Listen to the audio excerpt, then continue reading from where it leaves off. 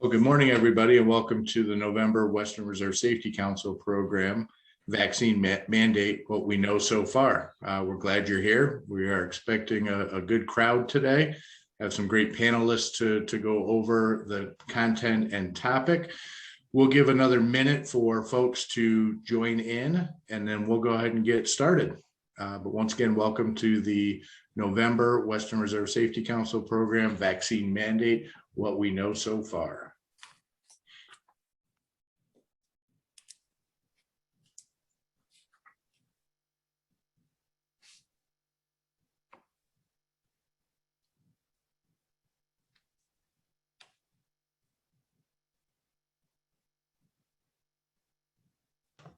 We've entered the hardest thing for me to do in my life, which is to sit in uncomfortable silence. So that was the quickest minute on record. It's 11:47. We'll go ahead and get started. Welcome again, everybody, to our Western Reserve Safety Council program. We've got a full house today of virtual attendees, so we're excited to share what we know. So a couple of quick soul and chamber items. We know workforce is certainly a challenge, going to be a challenge. An avenue that you can definitely explore is our job board that gets traction and gets into different groups that maybe your traditional workforce development techniques and strategies may do. So you can, more information about that is on Facebook, or you can give us a call, email, what have you. If you're in the business that you sell product, to folks in the community, we also have a marketplace, so you can let us know about those as well.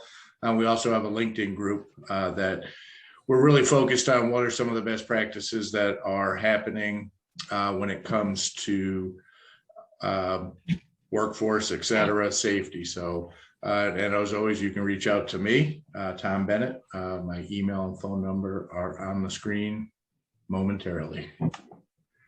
All right, so for those of you who don't know, Kaylin is leaving us, our awesome marketing and communications guru. But super excited for her next opportunity. We're having a super send-off tonight from 4 to 7 p.m. Let us know if you want to join us. You can send us in the chat. Our next chamber event is a week from tomorrow, a business after hours with the Aurora Chamber of Commerce and the Solon Chamber of Commerce at Thorn Creek Winery and Gardens. Today's presentation, resources, slides, can be found at solonchamber.com/slides, for any follow-up information or for sharing. Here's a quick agenda. I'm going to shut up hopefully sooner than later, and then we're going to turn it over to Dan from BWC to give some important updates from their perspective, and then we'll just thank some sponsors, and then I'm going to turn it over to Craig Perkins of McMaster Carr, who's going to be the facilitator for our presenters, Todd Jensen from OSHA and George Pilot from MRR Law.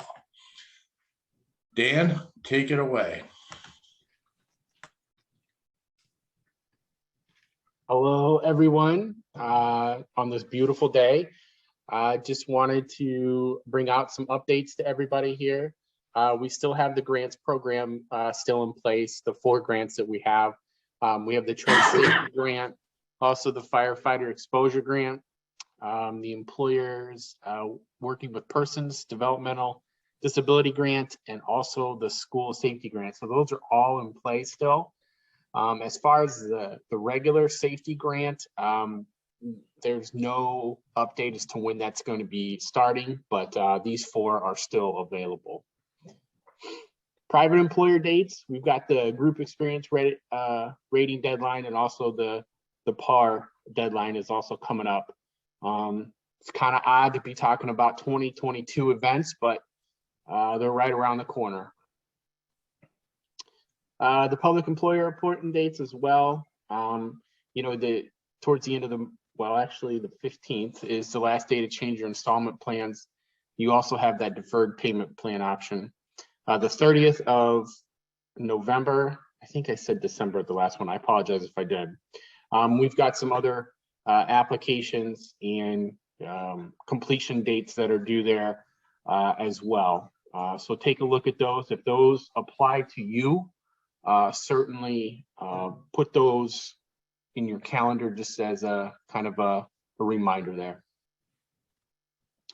Employer webinars, again, we talk about these quite a bit. So, all of the information that I'm giving to you right now is from these employer webinars. So they take a half hour and they go a little bit more in depth, not only with just information, but also there's some safety information at the end. So the next webinar coming up is on the 18th. So if there's something that you would like to glean from that or other information, by all means, you can certainly attend that. BWC safety webinars, we're still doing those on a monthly basis. Our virtual trainings are also done as well.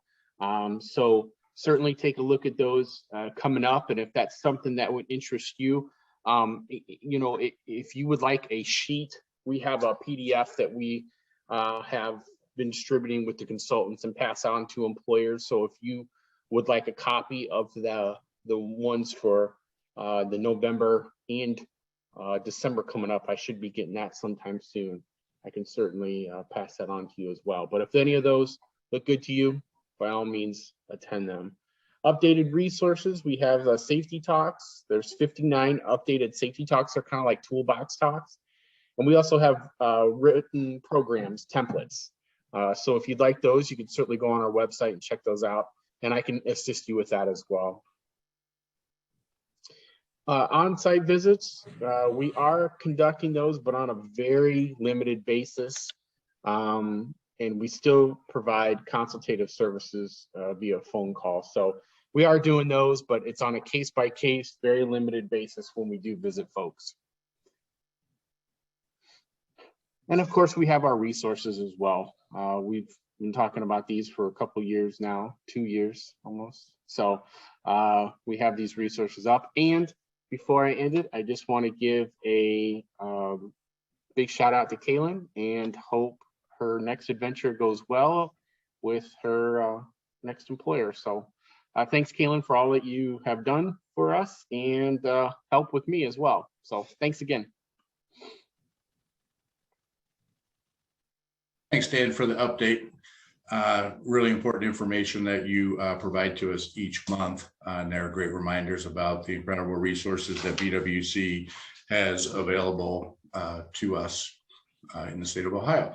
So just a quick thank you for those that have supported us and allow us to do this programming, some from the beginning and then some that have, continue to step up and continue in this year as well. So you can see them listed there: the Cleveland Clinic, Nestle, Integrity, Workforce, Swagelock, and North Coast Shredding.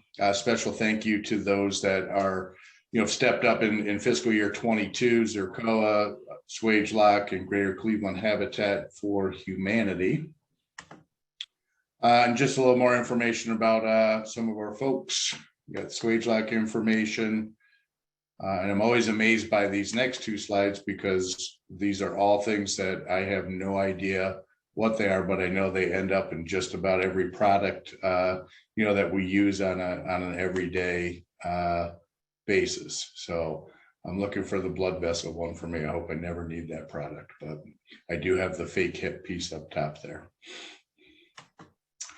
So with nothing further from me, I'm gonna be quiet and get to the heart of this. I'm gonna turn it over to Craig Perkins from McMaster Carr, who's going to facilitate discussion with Todd and George. Sure. Good. I guess it's still 5 minutes. Still good morning to everybody. My name is Craig Perkins. It's been a few months since you guys have had to hear from me. Still in masks. We do have a really cool session, both because it's incredibly relevant, but also because we have some incredibly informative guests that are joining us today. Where we'll be talking about the ETS that was approved that is currently being rolled out relating to vaccine mandates and potentially testing. So we'll start off, we'll have Todd Jensen from OSHA to walk through a few components, and then we'll have George Pilot that will be speaking more from the legal perspective. Then we have a Q&A afterward that we have some things set up, but then as you guys send along questions, we'll make sure that we fill those in as well. Go ahead, Todd. Thanks a lot, Craig. My name's Todd Jensen. I've worked with OSHA for 23 years. And currently I'm the compliance assistant specialist for Northern Ohio, which means I do all the outreach, or a lot of the outreach, speeches, VPP audits, partnerships, alliances, pretty much everything that's not compliance related. I do the training on new regulations and so forth. So that's my role with OSHA. I've been in this role about a year and a half. After going out and doing inspections for 20 something odd years, I decided I wanted to get out and start teaching people the regulations and helping folks out through that side of things. So we're going to be talking a little bit today about the emergency COVID standard that came out last week. Right now, OSHA is still putting together its compliance directive on how we want our people to enforce this thing. And there's been a lot of controversy about it. So we're getting phone calls daily on this new what they call the ETS for short. And we're answering questions where we can. And today I'm covering 3 aspects of the ETS, Emergency Temporary Standard. The establishment of a program, timelines, and then the issue regarding the 100 employee cutoff mark. So let's go through the slides here, and at the end of this, hopefully we could get some good back and forth and some good questions and stuff like that, and everybody leaves this session a little more informed than when they came in. So, so the ETS requires employers to develop a program to verify the vaccination status of employees and to maintain the records of vaccination status and test results. If the employer can't provide a testing option for those employees who do not wish to be vaccinated, however, the employers do not have to allow a testing option under the ETS. So, there has to be a program implemented. We're encouraging employees to be vaccinated. If they're not going to be vaccinated, if they choose not to be vaccinated due to a medical reason or a religious reason, if an employee can't be vaccinated or chooses not to be vaccinated, they need to maintain, they have to continue to wear face masks in the workplace, and they have to be tested weekly. So OSHA has made clear that the ETS preempts any inconsistent state or local laws, including laws that ban or limit an employer's authority to require vaccination, masking, or testing. And in the state plan states, worker safety agencies may develop their own plan that's at least as protective as the OSHA standard. So that's something that's always been into effect because across the United, all 50 states, about 26 of them, I think, are federal OSHA, and the other remaining states run their own OSHA programs. And every time OSHA comes out with a regulation, we require the states to either develop regulations that are just as stringent as OSHA regulations, or in some cases more stringent. So the same thing applies to the COVID ETS that's come out now. Let's see, if they choose to do so, states must notify OSHA within 15 days and publish a plan within 30 days. Next slide, please. The timeline. Employers will need to have workers fully vaccinated by January 4th. This is the same timeline applies to employers covered by the previously announced government contractor vaccination mandate. So there's 2 groups of folks here with this ETS, right? There's government contractors, and then there's private employers. In some cases, a private employer is a government contractor, but the executive order that the president signed requires all contractors, federal contractors, to be vaccinated. So this is going to come into effect like on road and bridge projects. It's not just Navy shipyards. Okay, there's a lot of federal dollars out there in federal projects where we have contractors working, and road and bridge construction is one of those big ones. For workers who are not vaccinated, the testing requirement begins on January 5th. Prior to January 5th, unvaccinated workers do not need to be tested. So January 5th is the start date for unvaccinated workers to start getting their weekly test. Other parts of ETS are effective December 5th. Starting on that date, unvaccinated workers will need to adhere to masking requirements in the workplace. employers need to provide 4 hours of paid leave for workers who get the shots, and also provide additional leave for workers that need to recover from side effects. That's similar to what we have in healthcare right now. See, most people don't realize that we actually have 2 emergency standards going on right now. We have a COVID standard for healthcare, which came out 6 months ago or 5 months ago. And then we have this COVID standard that's coming out now that covers everybody that isn't in healthcare that has 100 or more employees. So the ETS will be in effect for 6 months. After that, OSHA will determine if the standard should be made permanent. Next slide, please. The 100 employee threshold. This is one where we're getting a lot of questions as far as, do I need to count the employees at certain locations, or do I not need to count the employees? Especially when it comes to franchises like McDonald's restaurants, Subway restaurants, things like that, where, you know, the franchise, for instance, if you have 4 McDonald's restaurants and they may be all under the same franchise name, then you would probably have to count all those employees on all those places.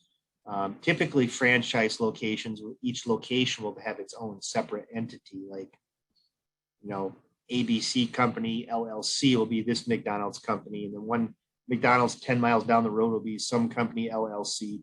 They're all owned by the same company, but each individual franchise is its own LLC. In those cases, those employees wouldn't be all counted together. Each location is separate. But anyways, the number of employees and how to count them is something of consternation right now. It's causing a lot of questions. The 100 or more employee threshold is determined per company, not per location. It covers all U.S. employees. And employers covered if at any time during the period the ETS is in effect, they have at least 100 employees. So you may have 99 employees today, but 2 months from now, you may have 100 employees. You get kicked in once you get to 100 employees. For franchise operations, each franchise is generally considered a separate business, but operators of multiple locations will be considered covered if collectively there are at least 100 employees at different locations. Part-time employees do count towards the 100 employee threshold. Independent contractors do not count towards that threshold. Employees of staffing agencies are covered if the staffing agency has at least 100 employees. So there may be situations where you're an employer with 50 employees, but you have maybe 2 or 3 temp agency employees working in your facility. Your facility may not be covered because you're under the 100, but that temp agency, they may have to require those temp agency employees to get the vaccine in order to come to work in your facility because the temp agency has more than 100 employees. So in some of these situations, there may be hybrid type scenarios. Employees working from home do not count towards the 100 employee threshold. They do not have to be vaccinated or tested if they are not coming into contact with work or other employees or customers. Temporary and seasonal workers do count towards the 100 employee threshold if they are employed while this ETS is in effect over the next 6 months. So that's what we have for the 100 employee threshold. Like I said, we're getting a lot of questions on, anything you can imagine, whether I'm a sole proprietor, obviously sole proprietors, they're the only person that works at their company. LLCs are a thing. Sometimes wholly owned subsidiaries, right? If you're a wholly owned subsidiary, do you count towards your corporate numbers if you're a wholly owned subsidiary? Questions like that. So those are things OSHA's, trying to figure out. And hopefully our compliance directive comes out rather sooner rather than later to help us navigate through some of these questions. I think those are the 3 slides I'm responsible for. And at the end, we'll be able to answer any questions in the gallery. Great. Thank you, Todd. George, Pilot's going to come next, kind of talk a little bit about a few different things, paid leave, testing options, and vaccination. And then we'll have a Q&A where I think we'll be able to start to put some of the pieces together and ask some clarifying questions as well. Okay, thanks, Craig. Todd, thank you too for hitting those points and providing us some good information. My bio information is there on the slide. I'm not going to go over it. Basically, I'm an attorney, a partner at Mazanik, Raskin and Ryder here in Solon for over 30 years. I've been representing businesses and business owners. That's my practice. As it relates to this OSHA standard, one of the big things we talk about is compliance, making sure that our employer clients are compliant with the law, helping them figure out ways to keep themselves in compliance, cost-effective ways to run their business, and still keep within what the law requires of them. Todd has mentioned three parts of this so far. I'm going to hold this up, and I don't know if anyone can see it real well. This is you can see it's about the OSHA ETS is about 156 pages of 3 columns of about 8-point type, single spaced.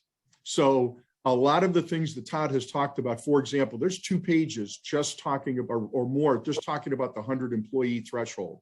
There's a lot of detail in these various sub requirements that employers need to be aware of, seeking counsel from their advisors in order to help them keep compliant, make sure that they know what they're required to do and what they don't have to do. One of the areas is paid leave. There's basically 2 parts to the paid leave. One, and some of these are very different from what first came out as some of the requirements for leave that were published by the Department of Labor back when COVID first hit the map most seriously back in March and April of 2020. There's 2 pieces: paid leave as to employees getting vaccinated, going to get vaccinated. And as it stands, their employers are required to, if they establish a policy, have workers getting vaccinated, they must provide up to 4 hours of paid leave for an employee to go get vaccinated. An employer is not allowed to require the employee to use any paid time off or sick leave or vacation time or anything towards those 4 hours. Those 4 hours are totally up to the employer to provide that leave to the employee for each dose of the vaccine, because many of these are 2-dose vaccines. They must provide up to 4 hours for each vaccine, each dose of the vaccine of paid leave. Obviously, only if it's being done during work hours. The second piece is paid leave as it relates to anyone who experiences side effects after receiving a dose of the vaccine. And in that, OSHA requires that an employee be provided a reasonable amount of time to recover from any side effects that the employee experiences. OSHA describes that as being about 2 days. So an employer must provide paid leave of up to 2 days for an employee to recover from any side effects from each dose of the vaccine. Now, the employer may require the employee to use any accrued sick time towards the paid leave after experiencing side effects. So one, you've got paid leave where the employer is not allowed to require the employee to use some of their accrued time. That's for getting the vaccination. Second piece, if they experience side effects, they must be given paid time off up to 2 days, but the employer can require the employee to use some of their accrued paid time off. If an employee tests positive, the employer is not required to provide any paid leave, but they may use their sick time, paid time off, whatever the employer chooses to do in their policy. But there may be, again, other laws or collective bargaining agreements that could change that. Tom, next slide. The testing option. So they obviously didn't pick me to talk about this because I'm the smartest guy. They must think it's because of my science background as an attorney. Well, I don't know. The last science I had was geology back in 1982. So I'm going to do my best with the science part of the testing option as well as the vaccine option. Again, if the employer chooses to allow a testing option for employees, there's a slew of regulation language about how that testing must be performed. There are many testing requirements as to what type of test is approved, how the test must be administered, and where it must be administered. For example, you cannot have employees who do the self-test by themselves at their home and just bring it to the employer and say, "Oh, I've tested negative, that's valid." It is not. You may use the self-testing if it is done at the employer's workplace and monitored by the employer or a health provider. But simply having the employee say they're self-testing and then providing that is not valid for the employer to accept as proof of testing documentation. Again, employer must have the employees test at least, and this is for unvaccinated, obviously, test at least once every 7 days, provide a negative test result, and the employer must, of course, keep track of that, document it, keep it in the file for each of those employees who is testing and who is not vaccinated. Now, the one key piece as well is the employers are not required to pay for tests. That is up to the employee on his or her own to pay for any costs that may be associated with testing. The employer may choose to provide testing, let's say on site or through a preferred healthcare provider, and absorb those costs if they choose to, but there is no requirement that they do that. The key piece again is for the testing option, the employer, if the employee is unvaccinated, the employer is required to have that employee show proof at least every 7 days. And for those that are coming into the workforce, there can be accommodations for religious beliefs or medical conditions. Again, EEOC has guidance on how to address those issues that may come up for those employees that are going the testing route versus those that are vaccinated. One key piece as well for testing, if employees are going the testing route, they must wear face coverings while in the workplace at the employee's expense. The employers are not required, and you're not required to provide face coverings to any of the employees. The face coverings that are required under the OSHA standard, the rule, are not considered PPE, such as face masks or respirators, so they're not required to be provided by the employer. Vaccination. This is one of the again another key issue. So I will dazzle you with my science background on this as well as to the vaccination. As to employees, if the employer is doing the vaccination, employees must be fully vaccinated, meaning that they have had either the one-shot vaccination must be approved, FDA approved. Currently in the US, we're talking Johnson & Johnson, Moderna, and Pfizer. I mean, that's it. There may be others that gain some approval, but those are the ones that are approved. And so for those that are the 2-dose, an employee is not considered fully vaccinated until he or she has had both doses. And at least as to the second dose, it must be 2 weeks beyond the second dose to be considered fully vaccinated. The employer must obtain proof of the vaccination status of the employee. The employee must provide proof that he or she's been vaccinated, fully vaccinated, and that must include various information, again, that the rules specify what must be included there. There are, of course, situations where employees may obtain some fraudulent documentation. And as long as the employer is not aware that the documentation is fraudulent or does not participate in some way in falsifying documentation, the employer is not responsible for accepting any fraudulent documentation from an employee regarding their vaccination status. Another key piece, and this, again, met with some controversy, is that there are many people who may claim, well, I have a medical objection to being vaccinated because I already had COVID and I have a natural immunity that's developed. Under this, again, regardless of how anyone feels about that, the rule does not recognize natural immunity or prior contraction of the disease and recovery as a substitute for vaccination. The only thing that is recognized is a vaccination. Natural immunity is not acceptable under the rule for an employer to accept, nor would, by extension, I think, nor would that be considered necessarily a valid medical reason for purposes of the OSHA rule to not require an employee to be vaccinated. Again, there's a few exceptions to the vaccination. Again, if they report to a workplace where no one else is present, if they work exclusively remotely or never come into the workplace.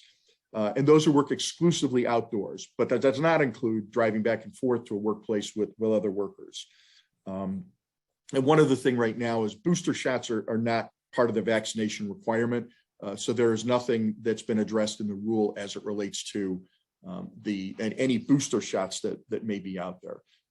Key piece for the employers here is that regarding the vaccination, your employees must be fully vaccinated if you've gone the route of requiring full vaccination versus the testing and masking requirement.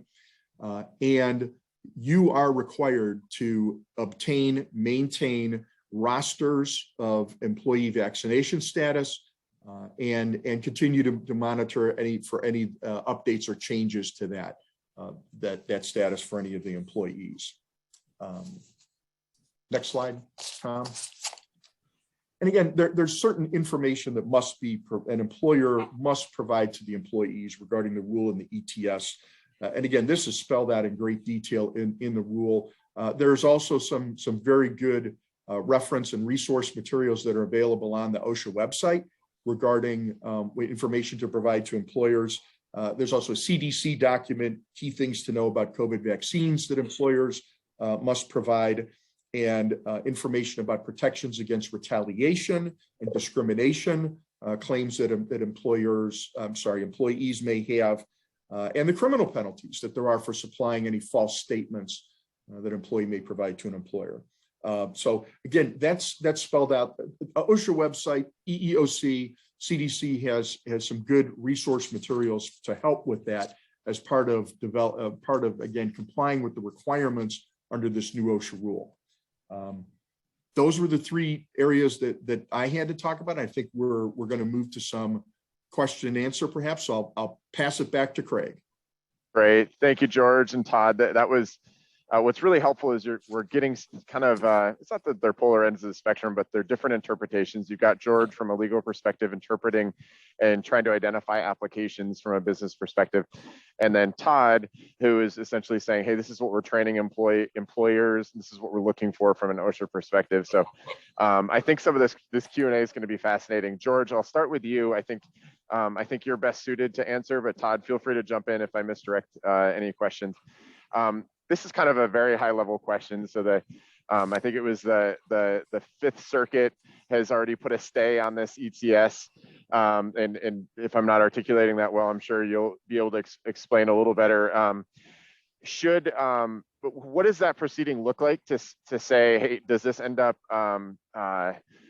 becoming an objection and something that isn't actually implemented from a regulatory perspective? What does that timeline look like? That's sort of, before we even get into the details, a pretty important question. Yeah, Well, George, there already have been. Oh, no, George, you go ahead and take this one. We were talking before. You got a pretty good take on it. So. Well, and Todd and I have, both have different perspectives on it. Again, I'm looking just from a factual standpoint of what's been filed and what's going on in the courts. Craig, you're right. The Fifth Circuit was presented with a case almost immediately when the rule took effect and issued a stay against enforcement of the rule currently. And that's in place now. That was issued as an injunction. So again, those are fast tracked. So there will be, I do not have specific information on any expedited briefing or what's being done there, but because it was issued as an injunction, that's typically put on a very fast track. Not only the Fifth Circuit, but there's at least 6 federal circuits that are that have received cases that are challenging the legality of the rule. For example, Todd mentioned the preemption, and I know OSHA has stated and spends a couple pages talking about preemption. There are those that believe that just because, and again, this is not a personal opinion and just things that I'm reading, but people saying just because OSHA as a regulatory agency states a preemption does not necessarily mean it actually preempts based on some of the case law that relates to the preemption and whether the OSHA standard can preempt anything that's being done by any other states or a federal statute. Again, that's left up to the courts to decide, and they're the ones who decide that. I know that there will be a fast tracking of this. I would expect that especially since we have some of these requirements taking place now and others that are really coming fully online in less than a month. And then, to December 5th and January 5th, there's 26 different states that have joined lawsuits. Those are all going to be consolidated and handled by one circuit court. That decision is probably going to be made next week. So that's how fast some of this is moving. I would just add one other thing from a legal perspective. The state of Ohio, just on Monday, a state legislature joined by about 15 others, introduced a bill to prohibit employers and others from requiring vaccinations and proof of vaccination. Again, so they're looking to tee this up as a direct,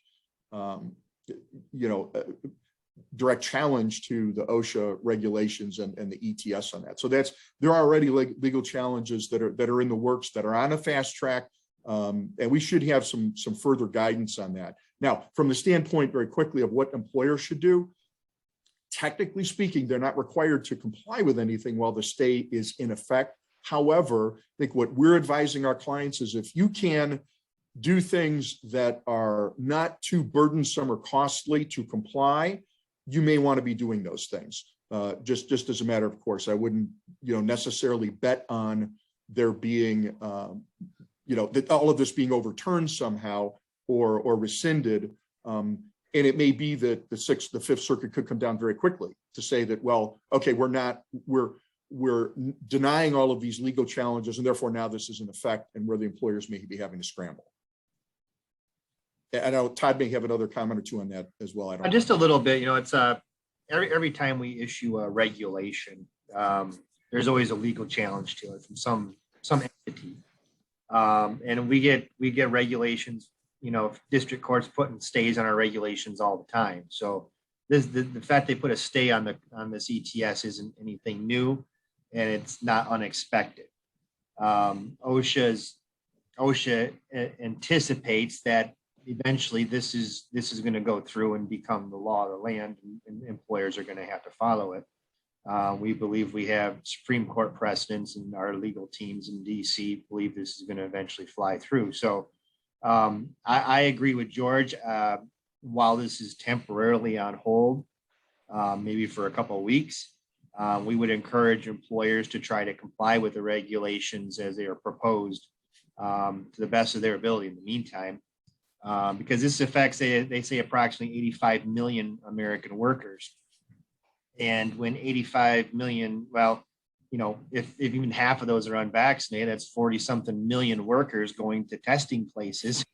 If they don't want to get vaccinated, going to testing places, get tested every week. That's going to put a big strain on those testing agencies and so forth. So, we issue the regulations, and then there's this ripple effect through the public and through the testing location. And maybe a lot of folks are going to rush to their Rite Aid or the Walgreens to try to get that vaccination, and they're going to run into backlogs there and who knows what else. So if you wait until the last minute and find out this thing is the standard is going to be the law and people are going to have to follow it according to the courts, there's going to be a lot of people going to these either vaccination centers or testing centers all at the same time, and there's going to be some long lines, if not shortages. So and speaking on EEO, there was a slide on what questions can you ask employees regarding medical exemptions and religious objections and so forth. If you Google search EEO COVID, it'll take you right to the EEO website, and they give pages and pages of questions that you can and cannot ask employees related to this. So I would encourage folks to use that EEO website. It's a good resource as far as what to ask, what not to ask. You don't want to get yourself in trouble by asking something you shouldn't. So that EEO website is invaluable. I know a lot of our folks have gone to that and directed employers to that website. Another thing that was in the slides is good faith. If we show, typically, whenever a standard like this comes out, OSHA has a big emphasis on going out and seeing if employers are complying with the regulations after a period of time. There's nothing planned like that right now, but it's probably going to happen because we did it with healthcare, or we're doing it with healthcare right now. If we show up to an employer's site and let's say that, you know, they're trying to get people vaccinated, but there's long lines, or maybe they ran out of vaccines wherever they're getting the vaccines at. You know, we do look at good faith on the part of the employer. And if an employer can document that, hey, we've tried to get these vaccines, or maybe the folks that didn't want to get vaccinated, we've tried to get testing and we're out of testing kits. We can't find a place to get our folks, you know, tested weekly. Just document your efforts on how you're doing that one way or the other, testing or vaccines. Document your efforts and what you've tried, so that when if OSHA comes, you know, you can explain to us and show us that you're making a good faith effort in trying to come into compliance with the regulation one way or the other. And I would add just two real quick points. I don't want to have us monopolize too much on the legal challenges right now, but two other things to keep in mind. You know, as Todd mentioned earlier in the slides about, you know, the policies and programs that the employers have to put in place. And the important part is, of course, is implementing and, you know, and executing and enforcing. That must be done, again, across the board for all employees. You know, even though there's, like Todd said, you know, good faith basis of compliance, the employer's got to be doing that even handedly with all employees. We've got to, you know, the employer's got to be careful not to open themselves up to a challenge of you know, cause of action, retaliation, or discrimination if maybe they're not applying policies uniformly across the workforce. One other thing you keep in mind as it relates to employers is there is the possibility too, you could have employees that might seek to file a suit against the employer, claiming that the employer is not complying with the rules. There's a lawsuit recently filed in Mahoning County here in Ohio that by an employee challenging that the employer did not follow appropriate COVID protocols that have been put out by the state of Ohio and local health departments. Now, that case is in very early stages in federal court. But the question then becomes, if the employer is not complying completely with what OSHA has put out as the rule, again, if the stay is lifted or they're successful, the employer could be exposed to a legal claim on their own behalf, you know, by an employee. And that's not clear whether there's a private cause of action for this, but there is the potential for some type of whistleblower action as well. That to Or keep at the in mind very for least, employers. an employee could call OSHA with a complaint. Yep. My employer is not enforcing vaccinations or testing, or even they're not enforcing people to wear masks that are not vaccinated. Right. Get an OSHA complaint, and then we'd have to come out and do an inspection. So there's a lawsuit side, and then there's the OSHA complaint side. Right. Would allow us to come out and do an inspection at the work site. I'll ask one follow-up question, and then maybe we'll switch gears a little bit. Todd, you had mentioned usually when a standard like this is rolled out, eventually there's subsequent inspections that might happen depending on the scenario. And I guess two questions. One is in a situation like this where it's focused on effectively documentation, I guess some of it does have to do with the mask mandate as well. Is there any potential where there's essentially like a virtual inspection where it's like, hey, show proof of documentation here is essentially an audit? And then maybe the follow-up to that is, if it is sort of an on-site inspection, is that one which would be very focused and, hey, we're going to look specifically for compliance with the ETS, or is it one that would be the trigger, and then ultimately there may be other findings as the inspection continues?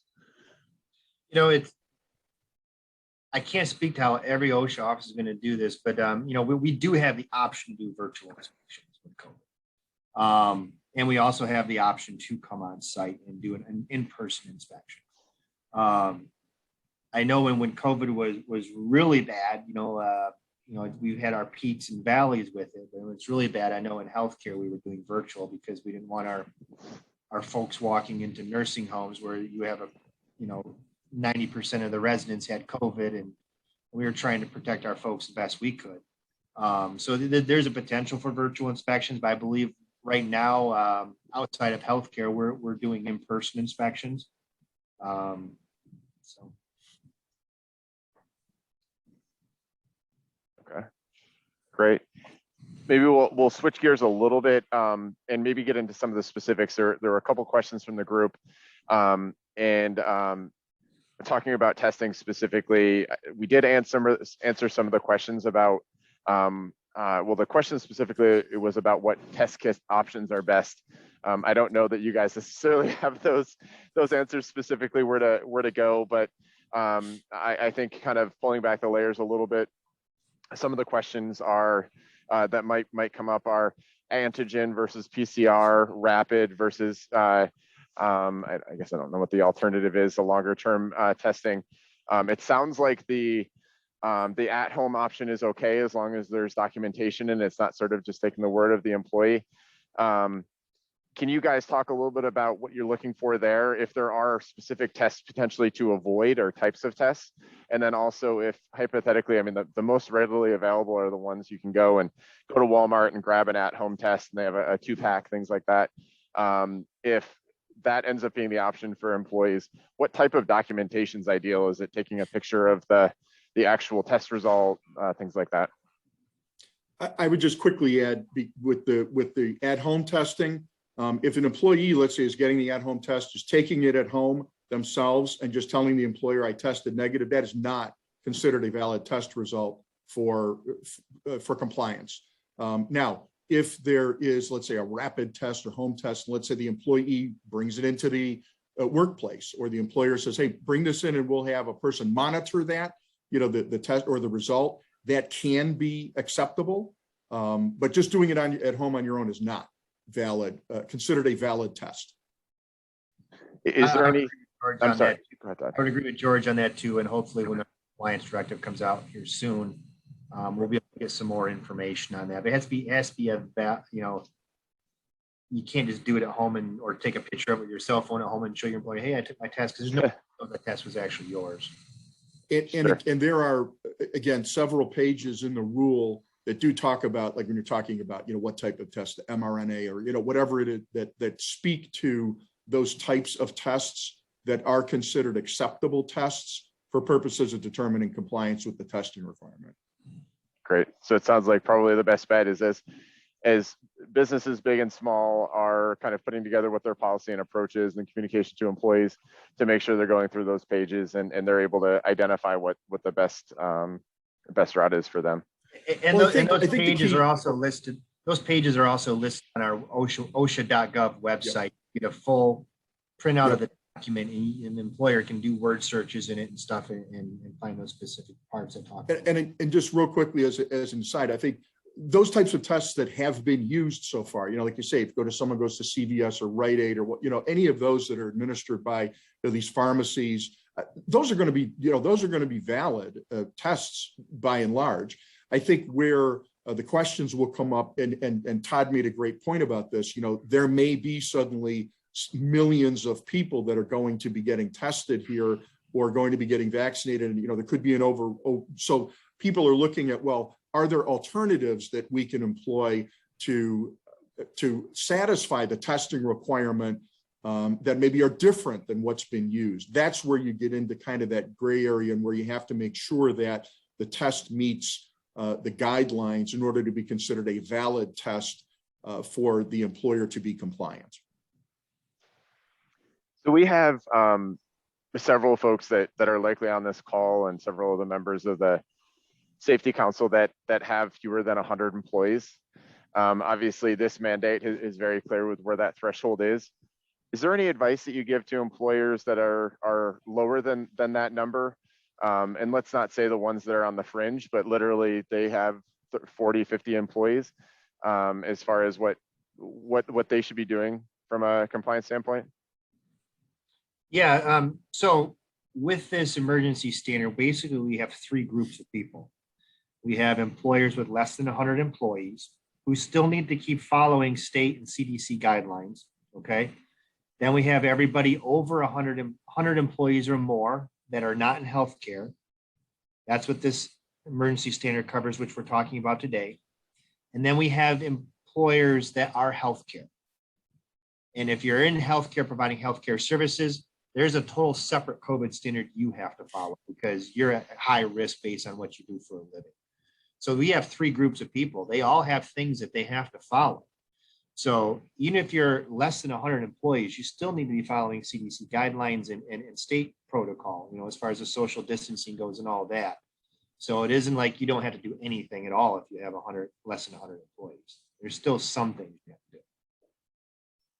to do. And I agree 100% with what Todd said. I think, you know, what, as employers look at, you know, again, just this specific OSHA ETS, if you have less than 100 employees, again, you are not required to comply with it, but that doesn't mean you don't have to, that you're just free to do whatever you want. I mean, there are other requirements that still apply to you that may come from different organizations, but as it relates to this specific ETS, it does not specifically apply. And if an employer chooses to establish some policies and procedures that, let's say, go along with the ETS, they're certainly free to. There's nothing that prohibits them from doing that. But from a compliance standpoint, they would not be required to follow the ETS. So on that note, is it fair to say then, if you're following what is stated in the ETS, should you have somewhat level of confidence that any other organizations, like you mentioned, CDC, state and local requirements, that those are that the ETS is covering anything that might be within those, or might there be additional things that you need to do? Well, the ETS is just covering vaccinations, vaccination versus unvaccinated, and what unvaccinated employees have to do. There may be instances, so it's very limited in scope what this ETS is requiring. Just for talking vaccinations. So, you know, there may be CDC guidelines that still apply too for social distancing. Or whatever, you know, anything else that's out there. So this ETS for 100 employees or more is strictly kind of limited to vaccination and paying for side effects of the vaccine and time to get the vaccine and what to do if you can't get the vaccine, right? So it's really vaccination specific. So yeah, there may be some other things out there that cover employers. They may have CDC guidelines they have to follow plus the vaccination requirements. Sure. Yeah, whether it's social distancing, maybe some disinfecting, masking as well. Disinfecting would be a good one.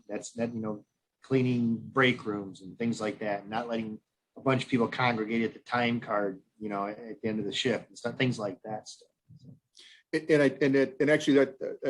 Todd makes an excellent point there, you know, that we shouldn't confuse the fact that this ETS came out as just saying, oh, well, okay, well, this covers everything that we need to know about related to COVID workplace safety. No, this is, the vaccination or the testing masking. I mean, that's all, you know, as it relates to those requirements. But yes, there are others that they may have to follow from state and local governments that are not within the scope of the vaccination requirement or the testing and masking. That's only if they aren't being vaccinated.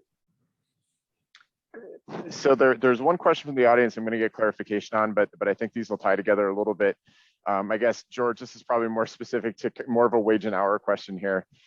So for employers that are having on-site testing, if employees are required to do on-site testing, let's say during lunch, during an unpaid lunch, or before or after their shift, are employers on the hook for paying overtime? Well, if they're doing it during the shift, well, no, Maybe outside of their shift, because it's considered leave. It's considered under the concept of leave, and so they're not. If they're doing it during work hours, no. Okay, if they're doing it outside of work hours, so then they could have an issue of having to. Again, we're talking about paid leave to do that. So, you know, you're paying them. I would think that it's not considered a potentially overtime, because the time for the testing is considered leave. And again, the requirements are not, the rule is not specific to this. However, I believe the way I have read it is it would not create a problem for counting those hours towards overtime. Gotcha. And maybe just a tie to that general question, are there any other considerations for employers that are doing on-site testing that might create additional risk or anything that you've seen, at least with your clients? Well, I mean, certainly you want to be observing, privacy requirements. I mean, things that you would normally do with respect, here, if you've got someone coming on site to get flu shots, I mean, you're still going to do certain things to maintain employee privacy, but no real additional considerations. And I mean, right now, I don't know that we've got anyone who's really doing on-site testing, because right now, I mean, number one, it's not really, yes, it's required, but it's been stayed. Any employers that are doing on-site testing right now, I think there are those that are considering it because of the requirement that of either the full vaccination or testing and masking, for unvaccinated. So I haven't really had anyone who's brought up a question so far about the actual implementation of the on-site testing. I think there will be some guidance, and I'm sure Todd could probably talk to this, from OSHA or from other sources on the best way to implement a program like that, because certainly OSHA gives guidance on programs that the employers must implement. And I'd refer people to our website too. There's a lot of good facts on our website at OSHA.gov. Matter of fact, you type in OSHA.gov, that's the first thing that comes up is this new standard on COVID. There's fact sheets, there's commonly asked questions. And also, if you contact your local OSHA office, wherever you're at, whether that be Cleveland, Columbus, Cincinnati, or Toledo, there'll be somebody there that'll be able to answer any questions that you have. And if they can't answer those questions, typically all those questions get funneled to me. And if I can't answer them, then I start contacting Chicago to get the answer. So there seems like a lot of the questions that we've gotten from the healthcare standard is about all the paid leave, right? Those are the questions that are really causing a lot of anxiety among employers, is questions on this, 2 days off if you have side effects, or 4 hours off to get the vaccine. So it's all pay and leave questions. And if employees have to take 2 days off because of side effects, do they have to contribute to their 401k retirement during that time? Things like that are all the questions that we're getting, is pay and leave questions. The rest of most of the healthcare stuff, and I don't want to confuse the two, but there are some similarities between them. So the pay and leave stuff is usually where the employers get a lot of questions. Okay. Switching topics a little bit, going back to the 100 employee threshold. So there are several employers that have a certain amount of full-time employees and then a large population of part-time employees. Depending on the calculation, that may result in being over or under 100 employees. Do you know what that calculation is, or is that also within the description? So let's say, if we used an example, if you have an employer who has 50 full-time employees and then 100 part-time employees that are all 50% of the, or let's say that work less than 20 hours a week or something. So that would equate to fewer than 100 full-time equivalents. However, actual bodies at one given time may be more than 100. How would you handle that? My reading of the rule does not talk about full-time equivalent. And Todd, you can correct me if I'm wrong, but I think they're counting any temporary worker as a full-time worker for purposes of the 100 employee threshold. Yeah, if that worker works 1 hour, it's considered a full-time worker. Yeah, so there's no question of calculating a full-time equivalent. It's workers, total workers, regardless of, like Todd said, whether they're working 40 hours or 1 hour. They are, for purposes of this rule and the 100 employee threshold, they're counted as full. Got it. Okay, that's helpful. All right, so one question just came in. And there may be scenarios that this happens. An employee refuses to get vaccinated and refuses to test. The question is, are we expected or obligated to terminate that employee? To terminate or to, I mean, again, the workplace safety rule requires the employer to ensure one of two things, that the employee is vaccinated. If that employee will not get vaccinated, they may have the option to do the testing and masking. If they won't, again, there is the potential for a either the religious or medical accommodation. But again, that's got to be documented, and that's got to be viewed many times on a case-by-case basis for each of those employees. I think, though, that if an employer chooses to initiate some type of disciplinary action against the employee, that again, that's something, as long as it's applied across the board to all employees equally and uniformly, and that's a key piece of this. Everything's got to be consistent between employees. You can't just say, well, John doesn't really want to do it. We'll let him go, but yet Bob, we're going to get rid of. I mean, that's going to be really put the employers at risk, I think. Or more specific too is, you just can't fire the hourly people, but then not fire any of your managers or supervisors that don't. Right. So it's all employees. Right. Yeah, it's definitely got to be uniform enforcement across. If you're going to choose a particular disciplinary action for someone for not doing this, I mean, yes, got to apply to everybody, because then that opens you up to, claims of discrimination or some type of retaliation or something else that, again, as an employer, you'd want to avoid. So a quick summary, that would be uniformity or consistency. Documentation obviously is going to be important. So hypothetically, there could be a scenario, again, this is all hypothetical, but there could be a scenario where an employee provides documentation, taking the kind of the religious exception that where they aren't vaccinated, they aren't participating in testing, and really to throw another one in there, they could have a health exception to wearing masks as well, and they could really hit the trifecta.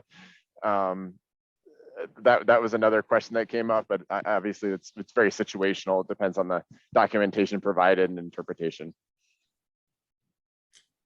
Well, and I think you have to then consider as well, a question of an accommodation. Or could you do something with respect to how that worker performs his or her job that may then, make them, could they be remote?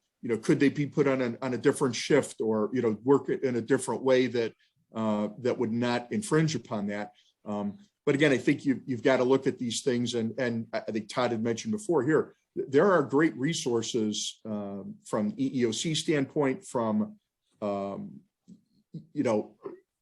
others that give you some guidance on that. But again, if the employer chooses to terminate, I mean, that employer can terminate. I mean, they can set certain workplace standards and terminate for noncompliance.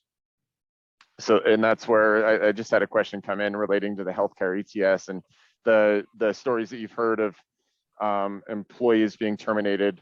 It had to do with noncompliance and essentially what the standard is that the company is setting or the organization is setting for what their expectations are. Yeah, I mean, and one of the things, and I say here, one of the things I would tell my kids growing up, whenever we were dealing with them and trying, say, what's parents' number one job? Keeping the kids safe. And I always tell my kids, if it's a safety issue, it's not negotiable. And Todd would probably agree with that. Safety issues are not negotiable. If you've got a workplace safety requirement and the employer decides, here's how I'm going to comply with what OSHA is requiring me to do, let's say by requiring everyone to be vaccinated, that's the safety requirement. And unless somebody, unless there's some really strong objection or ability, I mean, you can terminate them if you choose to. If that's the way you choose to enforce that safety standard, you can do that. But it's got to be applied, again, uniformly and consistently. Todd, you may have something to add to that. I don't know. But no, I mean, and this isn't a new issue. Like back when polio was a big deal, years ago. I mean, there was the same conversation going on about can the government require polio vaccinations, and back then the Supreme Court said yeah, they can. So this whole question about this whole fight about vaccines and everything, it's this is a new thing. This has been going on before. So I don't know what to say. It's like it's on the regulations on stay. OSHA anticipates that we're going to prevail in this. That's our opinion. And once it's no longer on a stay, we're going to start enforcing this stuff. I would just recommend employers to start working on these things now instead of later, because you don't want to be there with your back against the wall and tomorrow everything's due and you've got 150 employees to get vaccinated or tested or whatever. So I guarantee you, once this thing becomes the law of the land and we're out there enforcing it, we're going to be getting all kinds of complaints from people saying, I work next to a coworker who's not wearing their mask and they're not vaccinated or whatever it may be. And we're going to be really busy. Yeah, and from my perspective, again, as a lawyer, there are many times where I say, I mean, whether I agree or disagree with a particular law or rule or regulation, I mean, the point is giving my clients my best advice on what they do to maintain compliance, because they may say, well, I think this whole thing is invalid or illegal or whatever. It's like, okay. And they may have great, again, well thought out opinions on that. The point is right now, if this stay is lifted or if the legal challenges are unsuccessful, this is a law that has to be complied with whether somebody likes it or not. And otherwise they're going to risk having some type of sanction from OSHA or some other, claims made against them. And so, again, we're dealing with a different environment now 100 years later than the polio, but on the other hand, yes, I would agree there's some similarities, but we have to deal with the fact that this rule has been issued. And what I would be advising employers, my clients is, as long as you're not dealing with an incredible cost or burden, start getting yourself in line with compliance if this applies to you and if you're above the 100 employer threshold. And that is where they were smart with the ETS and at least not requiring employers to pay, because that obviously would have become the potential burden. All right, to wrap this up, just in a couple of minutes, this is obviously seen as the ETS, so temporary standard. It's hard to see the future. Is there likely to be in the near future or the longer term an actual regulatory mandate that is permanently enforceable, or is this something that truly seems to be temporary until there's kind of evolution out of the state we've perpetually been in for the last 2 years? That's something they're looking into, especially with the healthcare COVID ETS expiring in December. I know there's people with eyes on that, yes, but I don't know one way or the other what way it's going to go. But could they roll this in and make it a permanent infectious disease standard? I don't know. And I think that that's again how we look at it too, that yes, it's a emergency standard that is, at least as it relates to not the healthcare, but the one that just came out, it expires after a period of time. So it may or may not be permanent. There may be further work on this as COVID runs its course, because we may be facing this for a long time. But from the standpoint of a pandemic or an emergency situation, this is set to expire. Whether there will be further work on it is left to be done. I asked Todd that question, I think, before we even started. He said, well, that's probably above his pay grade, but I think he's just being cagey on that, because I'm sure he's at a level enough to be involved in those discussions.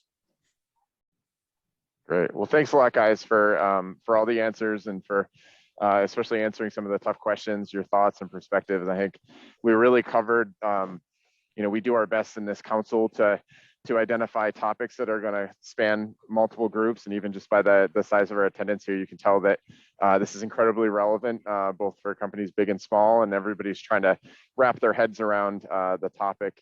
When we talked about doing this, July or August, it's amazing even how a couple of months, how this has evolved, and even some of the discussions, the public perception, and then ultimately the final guidance has ebbed and flowed. So we appreciate you guys joining us. Hey, thank you. Enjoyed it. And thanks, George, and thanks, Todd, and thanks, Craig, for facilitating. I know we were throwing questions at you every 2 seconds from folks. So if you didn't get enough and you want to learn more, there is an additional update that the U.S. Chamber is putting on at 3:00 for a small business update, as it relates to this ETS and any of these guidance that comes out, we'll be sure to share with you guys. So just make sure you're checking the solonChamber.com, website for the latest updates on this, because this is going to be a, rapidly moving process from legal challenges, et cetera, and let us, help you navigate to the appropriate resource if you are not sure who to turn to. That is about it, folks. One more thing, if you want to send Kalen off, we're having that party tonight at Roll House and our business after hours next week. But thank you to everyone who joined us today. Tons of great feedback coming in the chat about Todd, George, and Craig about your helpfulness and helping explain. So, very timely, and really appreciate you guys taking, time out of your schedule to deliver important messaging to folks about this. So appreciate everyone's time. Have a great rest of the week in this early summer weather we have outside, and go Bucks.